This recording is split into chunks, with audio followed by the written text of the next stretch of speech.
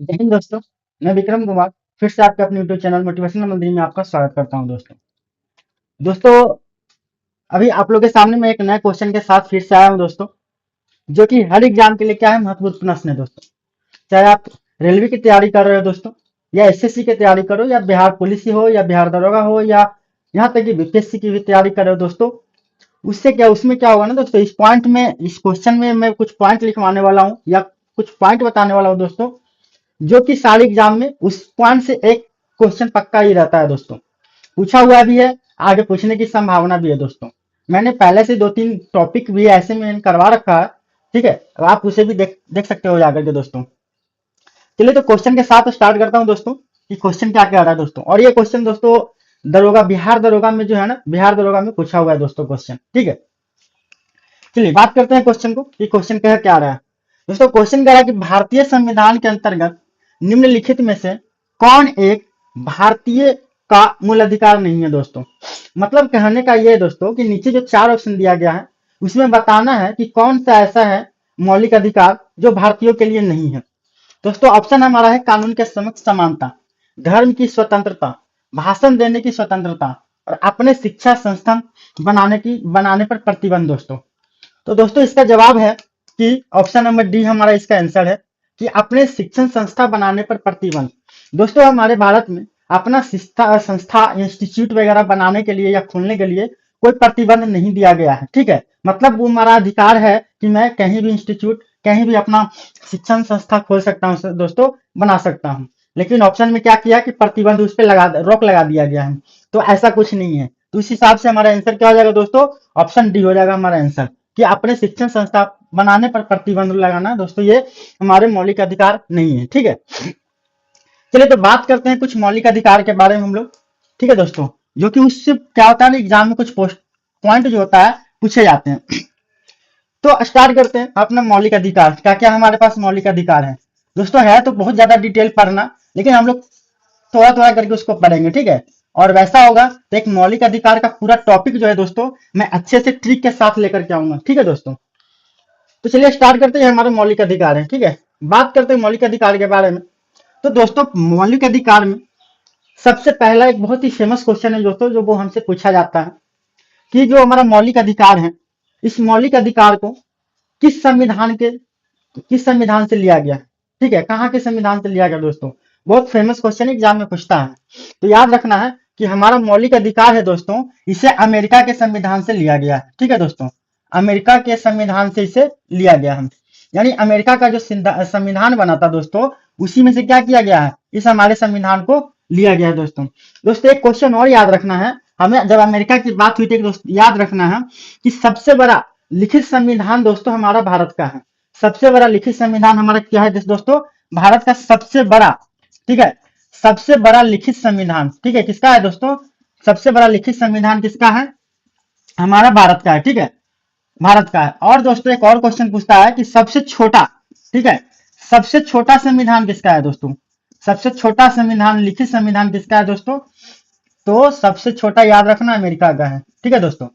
America का है जो सबसे छोटा संविधान, लिखित संविधान अमेरिका का है, और सबसे बड़ा जो हमारा भारत का है, ठीक है। अब बात करते हैं दोस्तों हमारे भारतीय संविधान में मौलिक अधिकार को कहाँ पे रखा गया, ठीक है। हमारे भारतीय संविधान में मौलिक अधिकार को कहाँ पे रखा गया है दोस्तों।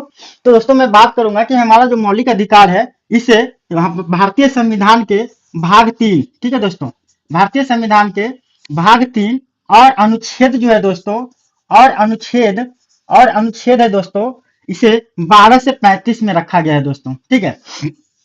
कहने का मतलब दोस्तों ये है कि हमारा जो मौलिक अधिकार है हमारे भारतीय संविधान के भाग 3 और अनुच्छेद 12 से लेकर 35 तक में क्या होगा दोस्तों, हमारा मौलिक अधिकार मिल जाएगा आपको, ठीक है दोस्तों। चलिए आगे मैं बात करता हूं इसके बारे में दोस्तों। हम वर्तमान में, ठीक है, वर्तमान में मौलिक अधिकार टोटल कितने हैं दोस्तों। तो याद रखना है कि वर्तमान में मौलिक अधिकार दोस्तों 6 है, ठीक है। 6 हमारे टोटल मौलिक अधिकार है, याद रखना। मूल संविधान में कितने थे दोस्तों, 7। मूल संविधान में कितने थे, 7 था। उसमें से एक संविधान जो हमारा था दोस्तों, उसको क्या किया गया है, इस मौलिक अधिकार से उसको हटा करके उसे कानूनी संवैधानिक दे दिया गया है, ठीक है। कानूनी कानूनी रूप से उसे क्या किया, कानून के संविधान उसको अलग कर दिया गया है। तो वर्तमान में हमारे मौलिक अधिकार दोस्तों 6 है, और 6 के बारे में भी बात करेंगे दोस्तों, और ट्रिक के साथ याद करेंगे, आप भूलना नहीं है। मैं एक छोटा सा कहानी के तौर पे चलूंगा, और उस कहानी को आप याद रखना है, और वो आपको हमेशा के लिए याद रहेगी। ठीक है दोस्तों, चलिए तो बात करते हैं हम लोग कि वर्तमान में मौलिक अधिकार कितने हैं दोस्तों, 6 है। कौन कौन है वो मैं बात करता हूँ। तो एक कहानी आप ये याद रख लो, मान के चलो हमारे यहाँ क्या हुआ, कुछ बाहरी लोग आ गए। ठीक है, हमारे यहाँ पे क्या हो गया, कुछ बाहरी लोग आ गए।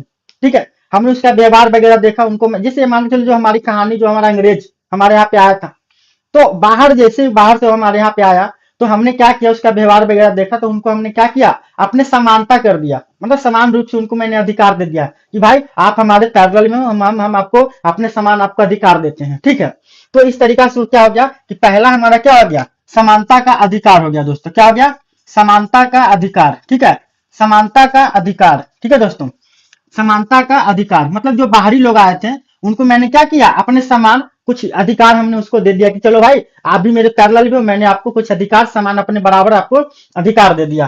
ठीक है, और ये समानता का अधिकार दोस्तों हमारा अनुच्छेद जो है, हमारा अनुच्छेद 14 से लेकर के 18 के बीच में है दोस्तों। ठीक है, यानी जो भी समानता का अधिकार था उसे अनुच्छेद 14 के और 14 से 18 के बीच में डाला गया, मतलब 14 से लेकर के 18 तक हमारा क्या हो गया दोस्तों, समानता का अधिकार हो गया। दोस्तों दूसरा नंबर है, हम मान के चलो कोई भी आदमी है या मैंने पहले से हमारे पैरेलल में है, तो मैंने उसको क्या किया है, वो स्वतंत्र है। ठीक है, कुछ भी कर सकता है। तो जैसे मैंने उसको समानता का अधिकार अपने पैरेलल, मैंने उसको एक अधिकार दे दिया कि भाई चलो तुम मेरे पैरेलल हो, मैंने तुम्हें समानता का अधिकार दे दिया, तब उसने क्या किया दोस्तों, वो स्वतंत्र हो गया।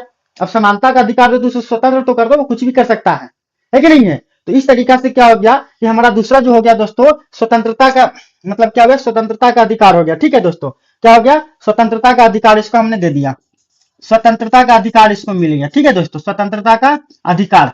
तो पहले आया तो उसको मैंने क्या किया, अपने समानता अधिकार दे दिया, अपने समान अधिकार दे दिया, और फिर उसे क्या हो गया, स्वतंत्रता का अधिकार उसे मिल गया। और दोस्तों हमारा स्वतंत्रता का जो अधिकार है दोस्तों, ये हमारा 19 से लेकर के अनुच्छेद 22 तक है। ठीक है दोस्तों, अनुच्छेद 19 से लेकर हमारा 19 से लेकर के 22 तक है। ठीक है दोस्तों, अब एक काम कर देखिए, जैसे मतलब मान के चलो मैंने उसको स्वतंत्र दे दिया कि भाई तुम स्वतंत्र हो, तुम कुछ भी करो।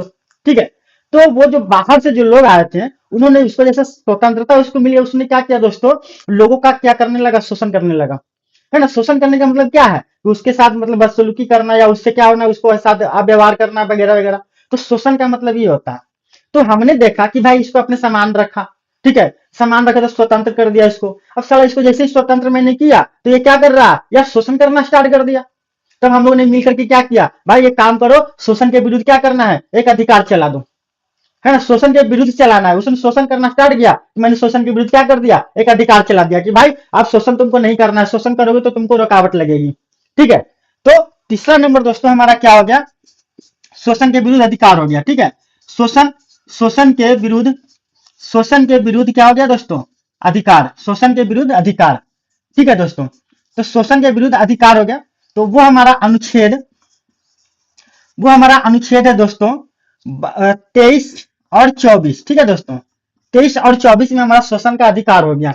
दोस्तों अभी ज्यादा डिटेल नहीं, एक टॉपिक में लेकर के आऊंगा पूरे मौलिक अधिकार के बारे में, उसमें हर एक जो अनुच्छेद हमारा रहेगा दोस्तों, हर एक अनुच्छेद, जैसे कि मतलब समानता का अधिकार के बीच में 14 से 18 है दोस्तों, तो मैं 14 से 18 पूरे डिटेल में हर एक ट्रिक के साथ में दोस्तों लाऊंगा आपके साथ। ठीक है, हर एक ट्रिक के साथ आपके साथ लाऊंगा। फिर मान के चलो स्वतंत्रता का अधिकार है दोस्तों, मतलब समझो कि ऐसा ट्रिक लाऊंगा ना दोस्तों कि आप कभी भूलोगे ही नहीं।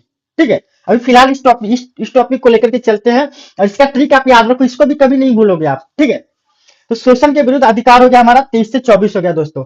तो दोस्तों जो बाहर से हमारे जो लोग आए थे, तो मैंने उसको क्या किया, शोषण के विरुद्ध अधिकार मैंने दे दिया कि भाई शोषण नहीं करना है। तो उन्होंने क्या किया कि भाई भारत है, तो भारत में क्या होता है ना, धार्मिक खूब चलता है।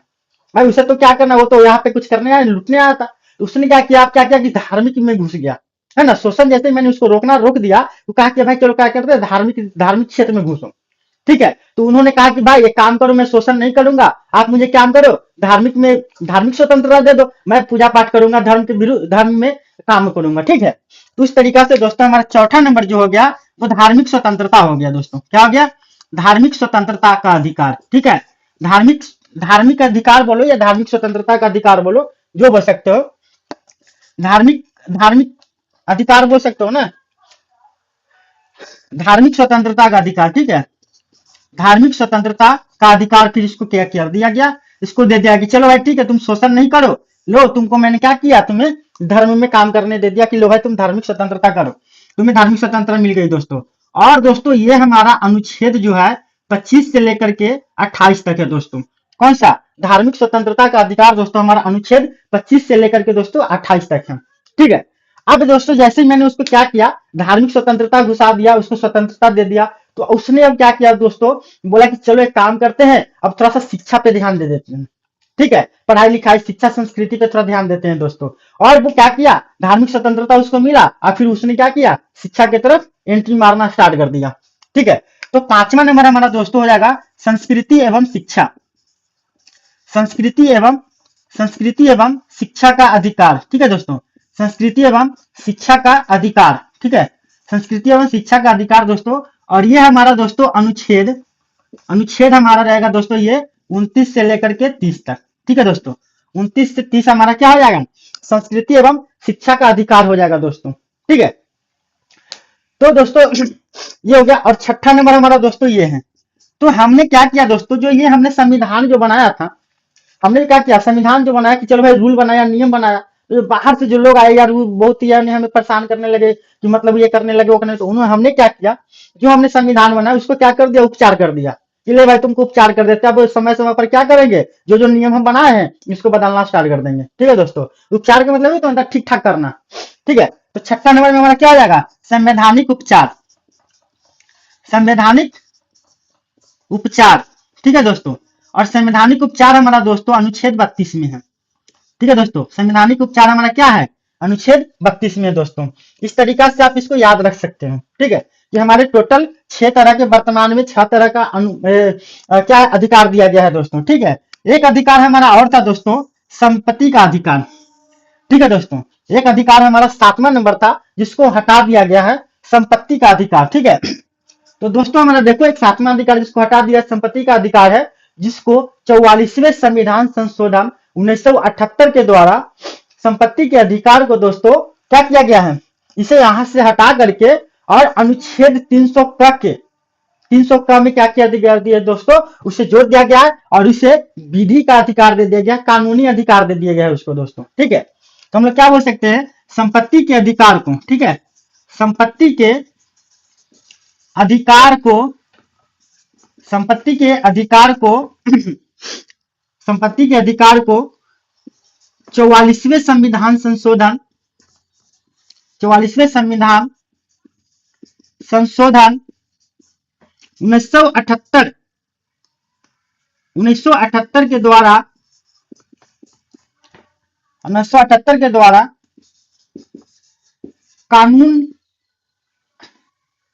कानूनी अधिकार दिया गया है दोस्तों, कानूनी अधिकार देकर अनुच्छेद 300 ए बोलो या क बोलो में जोड़ दिया गया है दोस्तों,